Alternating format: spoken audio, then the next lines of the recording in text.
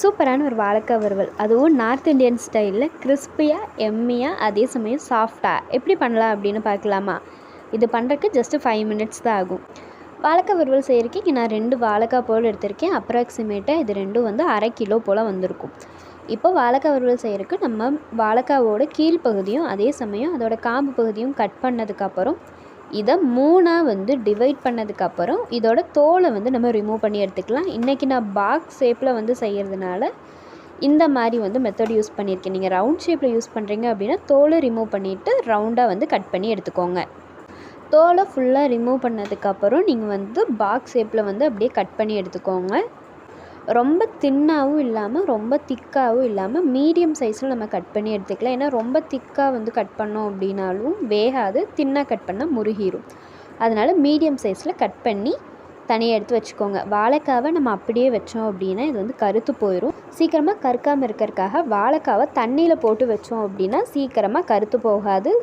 தண்ணியில் 1 ஸ்பூன் அளவுக்கு உப்பு சேர்த்திட்டு அது நல்லா மிக்ஸ் பண்ணி அதுக்கப்புறம் கட் பண்ணி வச்சுருக்க வாழைக்காய் வந்து நம்ம வந்து போட்டு வச்சுக்கலாம். இதே மெத்தடை நம்ம உருளைக்கிழங்கு, கத்திரிக்காய் இந்த மாதிரி காய்கறிகளுக்கு கூட யூஸ் பண்ணிக்கலாம்.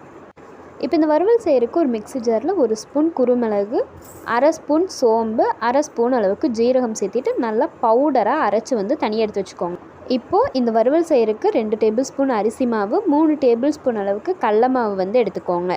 கிறிஸ்பியாக வேணும் அப்படின்னா 1 ஸ்பூன் அளவுக்கு வெள்ளை ரவை நீங்கள் இது கூட ஆட் பண்ணிக்கலாம். இது கூடவே 1/4 ஸ்பூன் அளவுக்கு மஞ்சள் தூள், 3/4 ஸ்பூன் அளவுக்கு மிளகாய் தூள், 1/2 ஸ்பூன் அளவுக்கு வந்து மல்லித்தூள் வந்து சேர்த்திக்கோங்க. கரம் மசாலா ஒரு 1/4 ஸ்பூன் அளவுக்கு, அதே 1/4 ஸ்பூன் அளவுக்கு கறி பவுடர் நீங்கள் எந்த பிராண்டு வேணாலும் யூஸ் பண்ணிக்கலாம். இது கொஞ்சம் இன்னும் டேஸ்ட் என்ஹான்ஸ் பண்ணி கொடுக்கும். இது கூடவே குருமிளகு, சோம்பு, சீரகம் அரைச்சி வச்சுருக்க பொடியும் சேர்த்திட்டு நல்லா வந்து மிக்ஸ் பண்ணிக்கோங்க. நான் அரிசி மாவு சேர்க்குறப்பவே வந்து உப்பு வந்து 2 டேபிள் ஸ்பூன் அளவுக்கு ஆட் பண்ணியிருக்கேன். இதை நல்லா மிக்ஸ் பண்ணதுக்கப்புறம் வாழைக்காய் வந்து டிப் பண்ணி எடுத்துக்கோங்க. இது மிக்ஸ் பண்ணுறப்ப நம்ம இதில் தண்ணியோ எண்ணெயோ சேர்க்கக்கூடாது. வாழைக்காவை 1 பை 1 எல்லா சைடுமே இந்த மாவு வந்து பெரட்டுற மாதிரி வந்து பெரட்டி வச்சுக்கோங்க. இப்போ ஆல்ரெடி நம்ம உப்பு தண்ணியில் தான் போட்டிருக்கோம். அதனால் வந்து மாவில் டிப் பண்ணுறப்போ அந்த மாவு வந்து அந்த வாழைக்காய் வந்து நல்லா பிடிச்சிக்கும். இது இந்த மாதிரி எல்லா வாழைக்காயும் டிப் பண்ணி எடுத்ததுக்கப்புறம் ஒரு 2 hours போல் நல்லா வந்து ஊற வச்சு எடுத்து செஞ்சோம் அப்படின்னா அதோடய ஃப்ளேவர் இன்னும் நல்லா இறங்கி சூப்பராக இருக்கும். 2 hours அப்புறம் ஒரு பேனில் வந்து நல்லா தாராளமாக எண்ணெய் ஊற்றி நீங்கள் பொரிக்கலாம். இல்லை அப்படின்னா டோஸ்ட் பண்ணி எடுத்துக்கலாம். இன்றைக்கி நான் டோஸ்ட் பண்ணுற மெத்தட் தான் யூஸ் பண்ணியிருக்கேன். நீங்கள் ஆயிலில் டீப் ஃப்ரை கூட பண்ணி எடுத்துக்கலாம். இப்போ நம்ம வாழைக்காய் வந்து இந்த மாதிரி 2 hours அப்புறம் ஊறி வந்திருக்கும். தண்ணி சேர்க்கக்கூடாது, வாழைக்காயிலேருந்தே தண்ணி வந்து விடும்.